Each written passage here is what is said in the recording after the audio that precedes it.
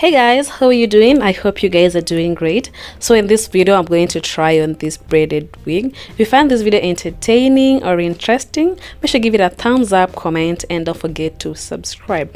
So if you're interested in any of my wigs or this one, I'll leave my details in the comment section down below so you can contact me and I'll send it to you. So this is the wig. As you can see, it's not stiff, and then I always spray this olive oil or just use any oil that you prefer.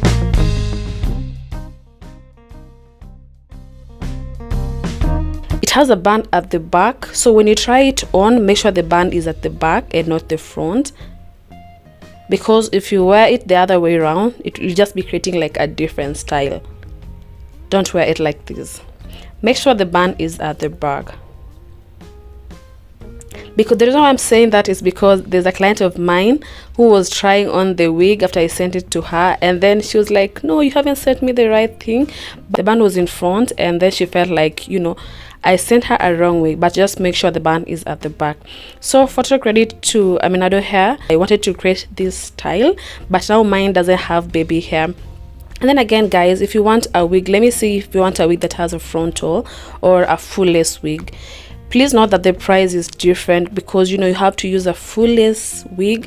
You also have maybe to use a frontal or a closure. So a price for a wig that doesn't have a frontal or doesn't have a human hair, it's cheaper compared to the one that has human hair.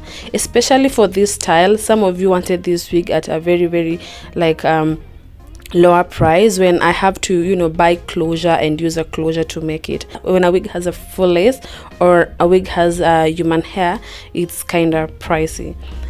So guys, let me know in the comment section down below if you love this style, if you love this hair. If you do, make sure to give this video a thumbs up, comment, and don't forget to subscribe.